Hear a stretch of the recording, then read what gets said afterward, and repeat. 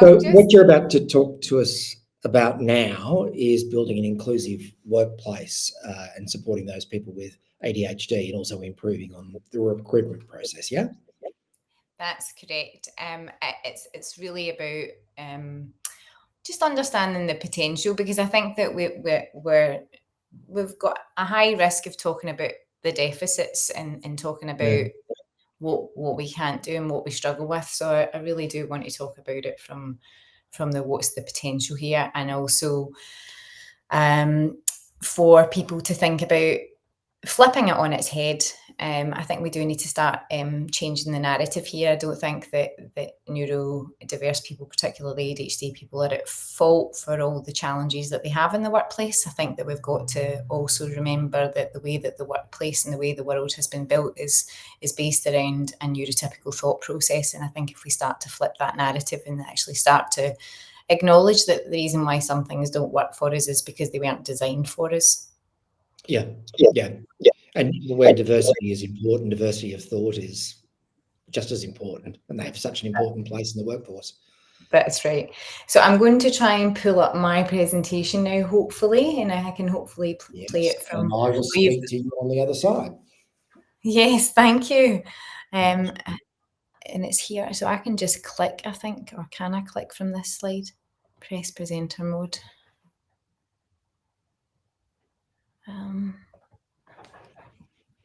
Is it going to let me click? Yes, thank you for that. Well, welcome everyone. And again, I'm going to start with acknowledging the traditional owners of the, I've got a bit of a delay on my slide. I'm going to start by acknowledging the traditional owners of the land in which we meet today. That's the people of the Wurundjeri Nation. I am coming from Melbourne, and so I just think it's important, and this is a picture that I actually took at the last Aurora, or my friend took at the last Aurora, and I think it's important to acknowledge the traditional owners of the land, and I pay my respect to any elders here today, and all elders past, present and emerging. So I'm going to start by talking a bit about my own journey in terms of ADHD and employment and what it's like in terms of navigating your career and work when you're ADHD. Sometimes I think back to the jobs that I tried or some of the places that I attempted to work in and think to myself, why wasn't I successful, or why didn't I stay there very long, or why didn't that work for me so much? And the reason for that is the ADHD brain is built to have dopamine fed in. It craves that passion, the excitement and the energy that the neurotypical brain gets enough of on its own. So you are highly driven by stuff that is either of great interest to you or that gives you that dopamine release. And that's why a lot of the time when you see the changeable careers or the changeability in your early roles or early career, it's not just because you have impulsivity, it's because a lot of the time you pick something that doesn't fit, or you try to fit into something because you think that that's a good career, but in terms of what happens in that job or what is expected of that job, it doesn't cover enough of your interests or your motivations. So like Andrew in the last session, when I originally went to university, I was going to start a career in law, and I only picked law because I knew that I was good with words, I knew I was good at writing, I knew that I was good at talking, and I knew that I was good at debate. But did it hold my passion? It probably didn't. And when I actually came out to Australia on a year's working visa, I was introduced to a young guy who was the same age as me. My sister had told me that this person was a local guy, that she knew his mum from her work, and they introduced me to him. And when I went and met him, he was a classically autistic young man. He didn't have any language. And I discovered at that point in time that my interest was really piqued. I was fascinated by how different people could be, how people's behaviours and how people's journeys could be different. And I think that's what started the journey for me. And I'm so grateful for it today. I know for a fact that it's been that journey and those like key moments, and when you can feel that drive and when you can feel that passion or that energy when something grabs you, that's a good start or a good instigator if you are an ADHD around that. Like, this is something that's resonating with me. This is something that I can't let go of. We heard Mel Webster in the last session talk about her work and her passion for disability and disability advancement and inclusion being her key driver.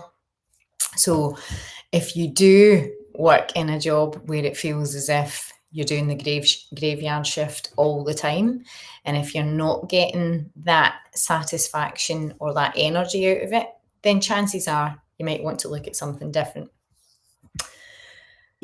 So I think it's important to look at what ADHD is. Now, I feel as if going through this slide in this audience might be unnecessary, but I think it's still important to talk through definitions and to talk about this a little bit.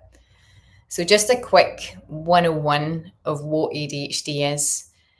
ADHD can be explained as a I'll stop and start again.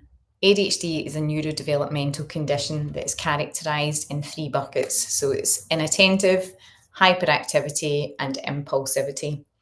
The common traits that exist around ADHD are things like difficulty in focus and organisation, difficulty with short-term memory, impulsivity, which can lead to risk-taking behaviours, emotional dysregulation, hyperfocus or particular hyperfixations or focuses on particular areas of interest or tasks. Now that's how it's sort of listed under the sort of DSM. There are also, well, there's common traits, there are also significant areas of difference because like many neurodevelopmental conditions, there is a spectrum of how you sit in terms of the different presentations. So people do present differently. As we heard in the last session, some people need mind mapping and need clear focus and rundown of what they're doing and need to actually list absolutely everything to keep the mind and the brain ticking over. Whereas other individuals can be highly visual and hold that visual feel in their head and actually use that visual feel to then just use the one word prompt to go through their day. The statistics of ADHD are around about 4% of the population, but that's only based on those that have been diagnosed. So we have to assume that it is much higher than that. And we have to assume that with the changing presentations and what we now understand to be different observations around how people, particularly women and late diagnosis ADHD people present, that there is going to be continued lift in that sort of prevalence. And that leads me to the point about, is ADHD on the rise? Well, I don't think it's on the rise. I think it's always been there. I think that what we are seeing now is that improved awareness and understanding. We've got better diagnostic tools. We've got better understanding of how it shows up in other individuals. And I think that because there are better diagnostic tools for children and young people, it means that people who've missed diagnosis in their own childhood or their own early years are now actually getting that chance to utilise or understand the diagnostic model now. And because the work demands and mental health awareness has become more apparent in the last few years, that's another reason why I think ADHD has come more to the sort of centre stage as being a focus of what could potentially have previously been seen as a mental health condition. So a bit about the stats in terms of employment. The reason why I'm having this conversation is because the stats aren't great. The stats just now are quite disappointing. So around about 30% of individuals, about 30% of individuals are more likely to experience unemployment than their neurotypical peers.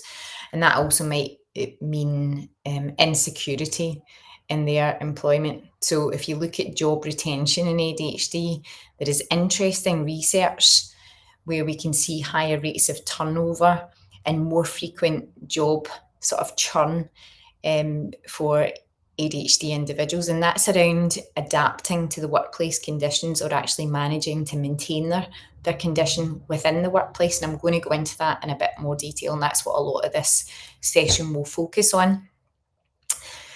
Now, again, the reason why this session is really important is because we can hear, again, from the sources that are listed at the bottom of the page. I did source this, that 60 to 70% of adults with ADHD report significant challenge in the workplace. Now, that's a worry at 60 to 70%. That means that our workplaces are really either not well designed, not inclusive, or that 60 to 70% of people who are ADHD aren't working in the right job. And I don't believe that to be the case, given some of the conversations that we've had, that most people who are ADHD tend to lean towards something that suits their interests. So I would say there is a good chance if people are having some challenge in the workplace, that a lot of that will be down to the actual conditions in the workplace and how they have to manage their time or manage their performance in the workplace with their ADHD. An interesting fact, and I think that it's a political comment and a statement as well that's good for us to use when we're leaning this conversation towards, should the government get involved and should the government mandate for workplaces to be more inclusive?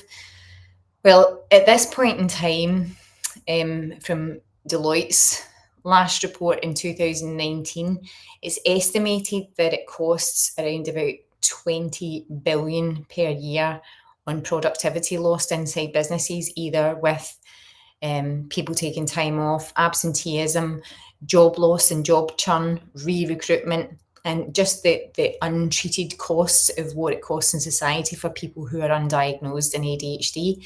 That's a major cost. So that there is a definite argument around that we need to take a more proactive approach inside businesses to look at how we actually apply inclusive strategies for ADHD individuals at work.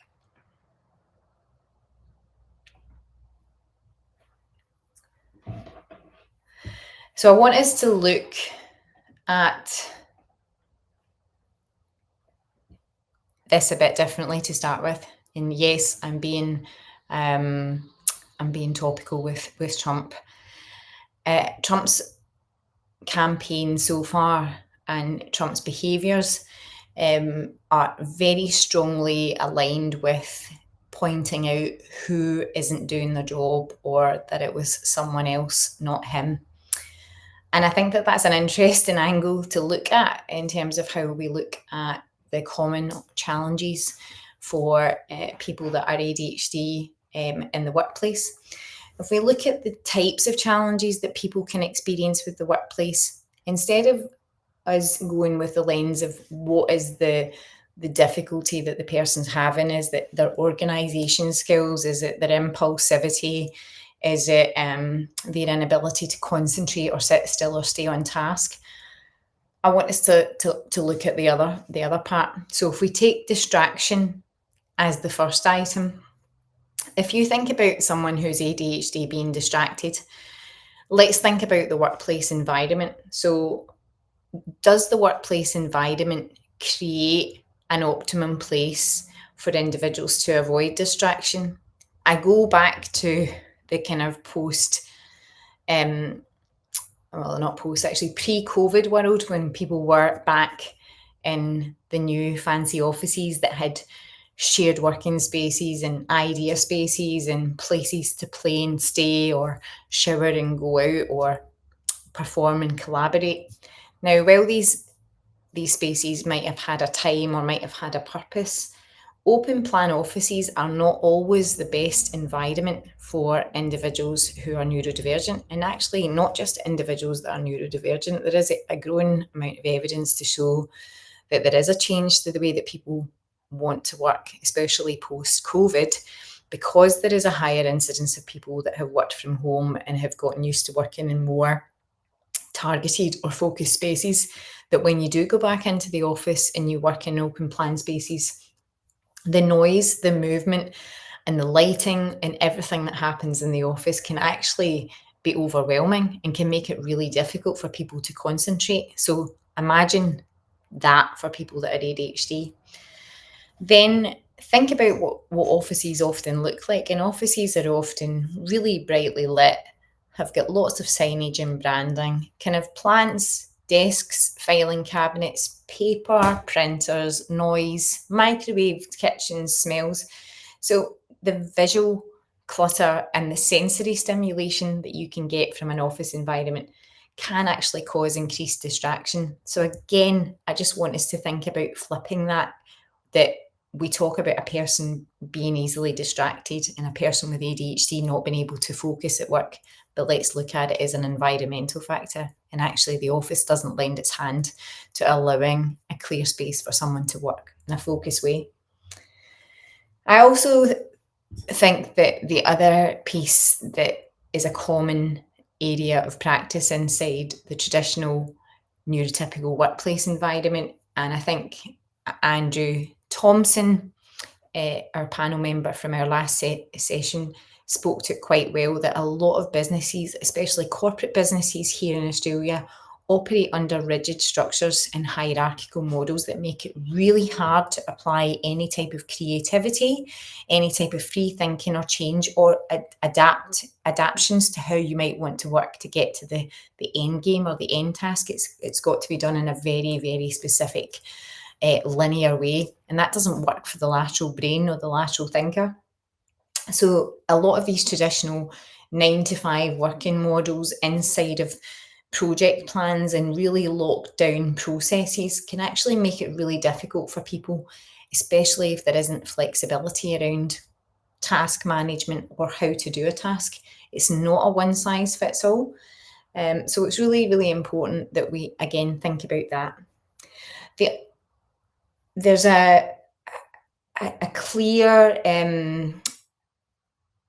issue with communication in offices. And again, I go back to the last session, that you can either have an excessive amount of communication and you've got to keep across all channels. So you might be looking at things on email, you might be looking at things on your Slack channels, you might be looking at things on Teams, you'll be looking at things in your drives.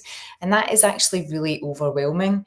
And you actually need to learn rules just to understand and negotiate where or how you're going to think or where you're going to put your time. So again, flipping this all on its head and thinking about whether or not the office has been set up and the teams have been set up in a way that make it reasonable or friendly or inclusive. These are things that we need to think about. I won't spend too much longer on this, but other areas that are challenging in the traditional or neurotypical workplace environment that don't lend themselves to being friendly or inclusive are the lack of task variety, the lack of autonomy, that people can actually then set up, drive and lead their own tasks and run and get things done. The lack of engaging performance metrics. Things can usually be done pretty, they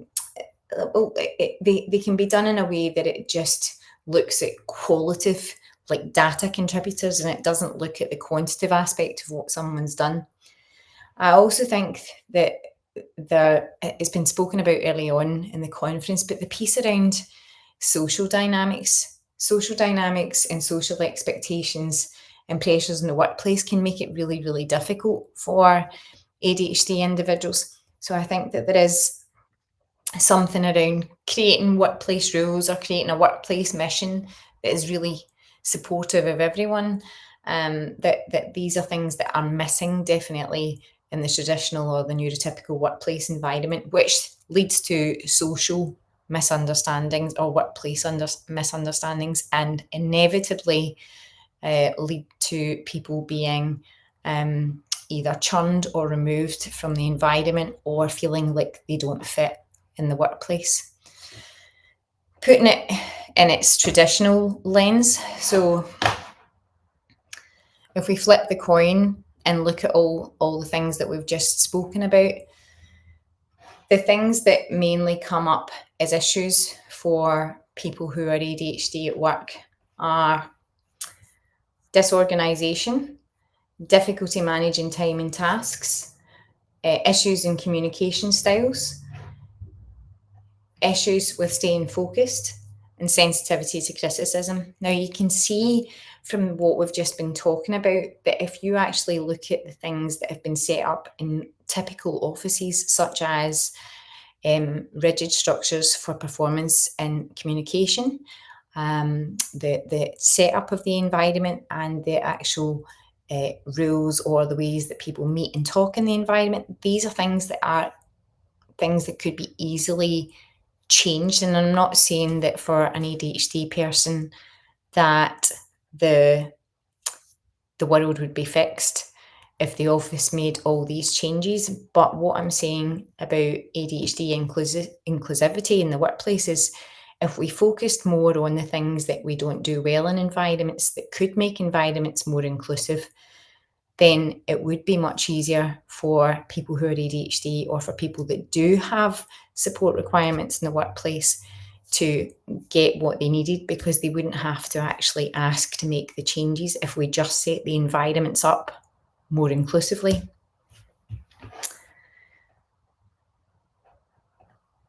So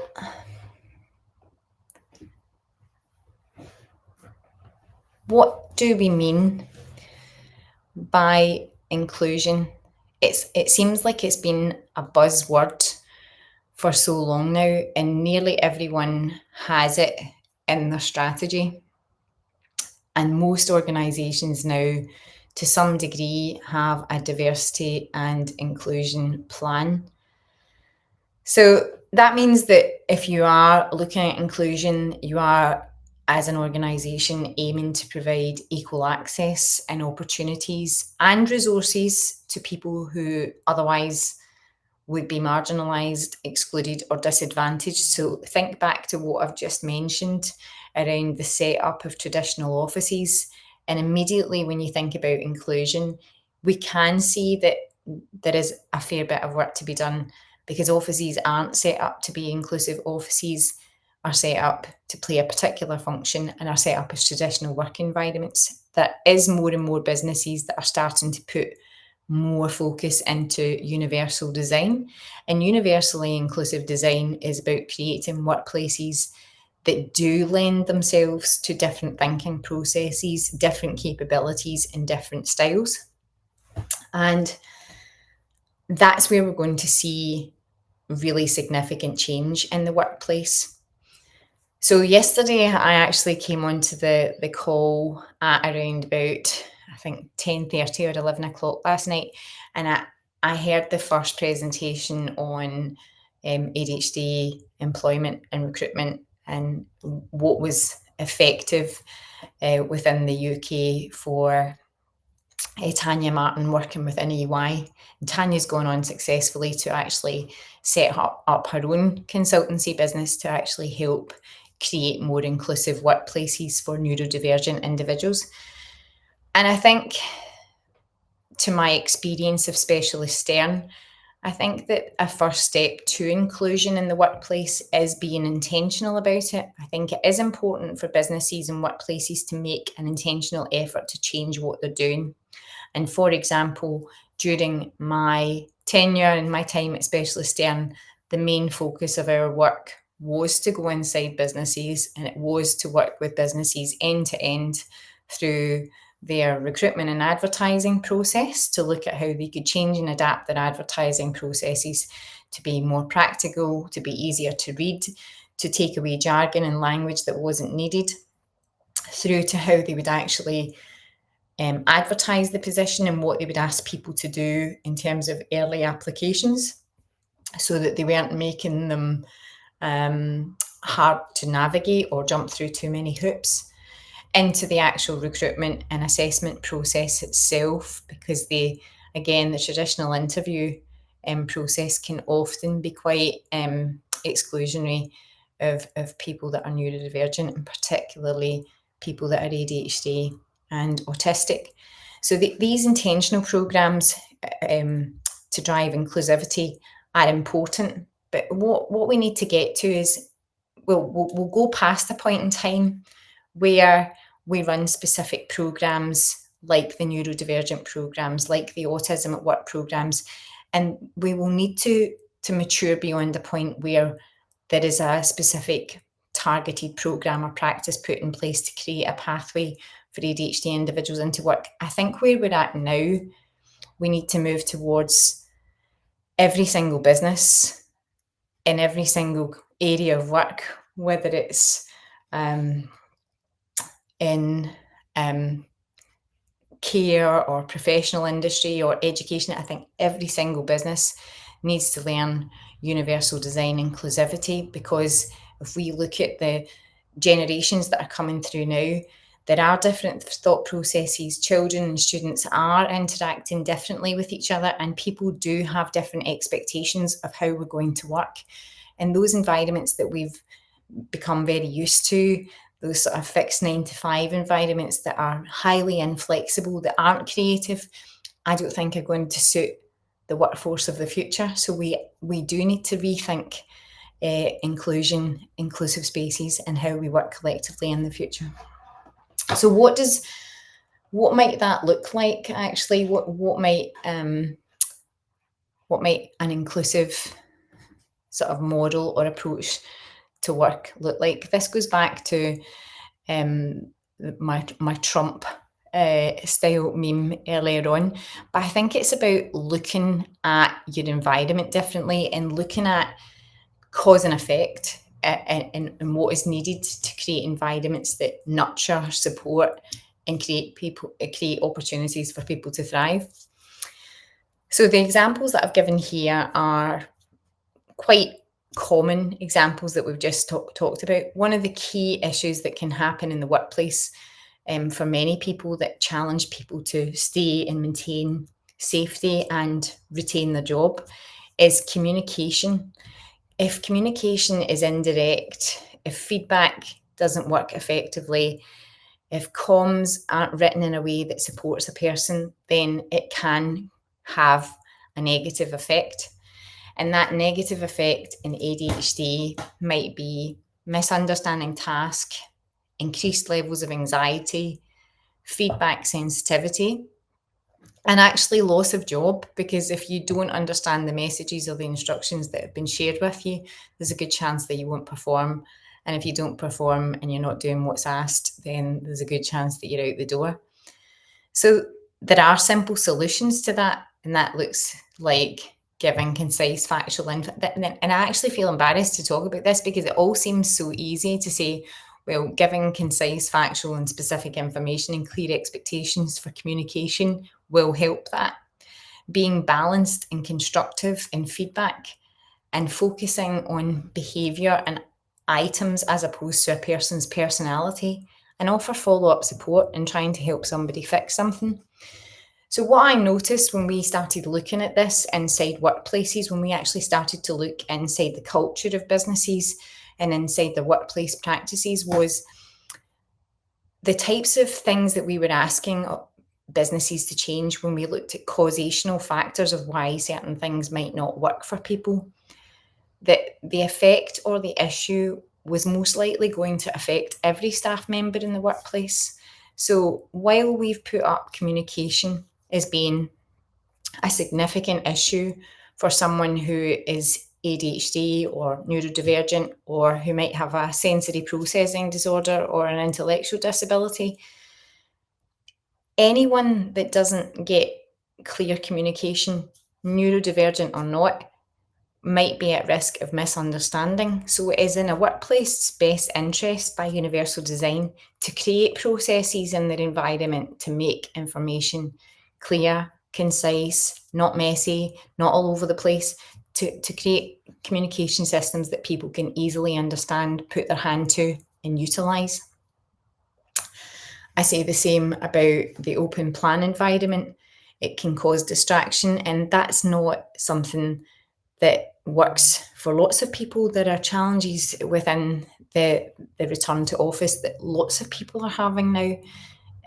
It's important that we actually create a flexible office environment, that we create opportunities for working space that can be quiet zones, clutter-free, noise controlled, and allow for work from home arrangements. Because again, when we look at the post-COVID world and we look at more inclusive workplaces, there are a lot of people now post-COVID who actually do want to have a work-life balance, do feel that they can work well from home, and do have other responsibilities or parenting duties and juggles. And to be able to keep people in the workplace, again, it's important that we get workplaces to think more about how they actually create workspaces that can help people.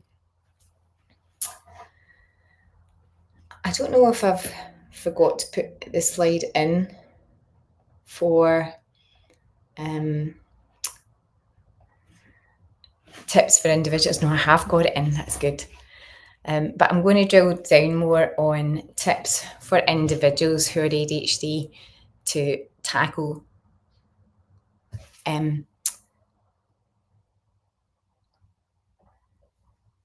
let me have a look. This is actually one of my favourite memes at the moment. So, and I actually really relate to this one. The amounts of times that in my career, and not just early career, but even now, the amounts of times as an ADHD person in the workplace where I still struggle with the rules of engagement in the office, in the conversations or in the particular meetings that I'm having. And I know that my brain is going off on one when I think to myself, I've got an idea or I've got a burning question or something's there and I need to say it. And how do I have this conversation? Do I just jump in? Do I just put my hand up? Do I just interrupt? Do I trip over my words? Do I say it wrong? Do I zone out? These are things that happen frequently for individuals who are ADHD in the workplace. And I think that the more we talk about these things and actually look at how we can fix these things or work through solutions to how we better navigate, and there are solutions. They don't work all the time, but there are different tools or different strategies that you can use to work through the workplace. So here's my list of some different things that you can do as an ADHD person in the workplace. I will start with time management. So we have heard in our last session and in some of the other sessions, what do people do to actually be effective in support managing their time at work? Well, the use of planners is a balance, because it works for some people and it doesn't work for others, but certainly some degree of structure is something that we do all need. You have to work yourself to identify what type of planner works for you. So it might well be that it's drilled down into detail and that you time block specific tasks and activities so that you can chunk tasks down, or it might well be that you just work to, you have a deadline and you have to finish or complete one whole task and you time block yourself out that time, and as long as you've got that task finished by the end of that time, you might not have to stipulate or break the task down. The use of timers and alarms is also useful, and the use of colour coding and flags. And I know that every day in my calendar, when I'm working, I definitely use or make use of prioritization colours. So that's useful as well. Other things that we want to use or look at are things like managing communication. So like I spoke about at the start, one of the key things that you can be challenged by are when to question, how to talk, or how to work through things. And for me, some of that is about self-control and actually making myself notes or finding other ways in which we can manage information. I'm running out of time because I know that we ran slightly over. So I'm going to move to the next slide, and I'll share these slides after I've finished, but there's a whole heap of tips of what you can do in the workplace. The next item is tips for employers. So tips for employers are things like I've said, really think about your work environment, really think about the individual and the individual that's working with you in the workplace. Every single staff member, whether they've got a disclosed disability or a condition or not, you should actually really set up a process at the start of someone's employment around getting to know what helps them to work best, what they need to thrive in the workplace, whether they like quiet conditions, whether they like focused places to work, whether or not they prefer different types of or certain types of communication tools, whether they're an auditory learner or a visual learner or a bit of both. These are all things that, as an employer, if you get to know your staff individually, you'll get the best out of them. I think encouraging flexibility in tasks and encouraging a strengths-based approach to how you actually use people at work, so know what people are good at and use their strengths, is highly valuable. And I also think don't beat around the bush, be specific and direct, be clear and factual and concise, and give feedback constructively. And if you have got anything critical or constructive to say to someone, please do it in private, don't do it publicly, but always praise in public. I think that any employer can do well to educate themselves. I think that that's really, really important. And I think, like I said earlier, that's the next step. It's about thinking about an inclusive design plan and actually doing your best to educate yourselves and actually find out a bit about the demographic of your workforce. So just a bit about if you are an ADHD person and you are thinking about where might be a good place for me to work or where might be a good place for me to start. The answer is that ADHD people could work anywhere if you really think about it, whether it's creative fields, entrepreneurship, fast-paced or high-performance roles, technology, consultancy. And the reason being is because people who are ADHD can pretty much put their mind to lots of different things. If you're in a creative field, people who are ADHD can be highly visual, so are really good at looking at visual concepts, conceptualizing, etc. Or if you work in a sales environment or a high demanding environment, like a hospital or a healthcare sector, these are high dopamine driving environments where you need to actually act fast. You actually have to turn things around and you have to be hyper focused. So again, people who are ADHD can work in lots of different environments. There's always been this piece about where can they really fit if you can't pay attention or if you can't focus on things for long periods of time. Well, you can absolutely do that if you're focused and you're passionate about it. And the slides, I will provide slides notes after this, so there is a bit more in-depth information about why there are particular areas that people should focus on. But you can see here, I put it as number 10, that thinking about places where you can actually work with high autonomy, you can see what you're doing, and you've got role clarity is really, really useful for a person who's ADHD. Tips for recruiters. Now, this is an important sort of, before I finish up, this is one that I'm deeply passionate about, and I think that there needs to be a major change to how we think about recruitment anyway. I think that quite often when we go into any type of interview, it's a highly stressful environment for everyone, not just for a neurodivergent person, but even more so with a neurodivergent person, particularly ADHDers who are already thinking about that failure or that apprehension that they're going to muck up at the start.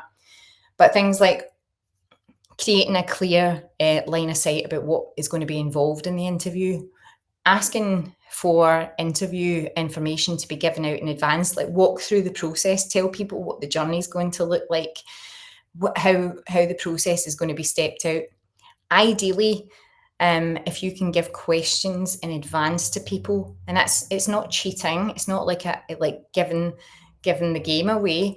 I think if most interviews now are asking scenario-based questions and you're putting people in a panel full of strangers and you're asking people to comment on the spot, then there is a good chance that an ADHD person is going to be able to answer that. We're not shy on being able to have conversation, but will you get our best answer? No, probably not. If you actually give people time to look at scenarios and give people time to think about the responses, you're going to get the most out of people. I think make the interviews structured. So that means, like what we had on the panel, if you have got 7 questions in 45 minutes, let the person know that you want a bit of a start, middle and end, 1 or 2 scenarios, and if they can answer the question in 5 minutes, because there is a tendency to go down a rabbit warren. So it is good to put time parameters and structures around questions. I think flexibility in assessments, like allowing people to test a task or do a task or go off and create something for you, is extremely useful. And I think being mindful of the environment that you choose to do interviews in. Remember that visual clutter and distractions. So think about a space that is quite calming and actually helps the person to stay focused and be in the moment. Like any neurodivergent or graduate or intern program, I would say that if a person hasn't worked before or has got a broken career history, don't just go to judge. If they've got good skill sets, good technical skill sets, and can answer questions well, think about a work trial and always use the probationary period. I think that that's something that you really need to think about. And a person who has got a high level of passion and motivation for a particular type of work is actually a really valuable candidate. So if they don't have a lot of career experience, but they have the skills and the passion, that could be a really valuable commodity. And actually allow the person to draw attention to their skill sets, like allow the person to actually tell you what their skills and strengths are. And I know we do that in interviews, but get them to give you examples of where they've used it. That's really, really useful. Again, I'll share these tools and tips in writing with slides out of session. So I have run out of time, and I know that Rose is coming on after me, and I know that everyone will be waiting to see her. So just finally, I think it's really important to make sure that when you are an ADHD person or a supporter or a hiring manager or line manager of a person with ADHD, that you make sure that the person or yourself, that you're completely engaged and focused on your work. You have to be driven to be there. It's very hard to get up in the morning and to come into work. So you have to look at a topic or a subject that keeps you busy, that keeps you motivated and makes you want to get up in the morning. That's what feeds us our dopamine and what makes it important. And I can certainly say that if it wasn't for my passion for neurodivergence and making sure that we've got an inclusive practice in the workplace, or working towards more inclusive and general inclusive practices here in the workplace, I probably wouldn't get up in the morning. I get up because I want to make a difference. It's my driver. And once we find our driver, we can be better at what we do. And Julie, thanks for your thank time you and for that. attention. I know it's been Marathon effort. Thank you so much. It's absolutely fascinating. So appreciate Thank your presentation. Thanks a lot for that. Take care.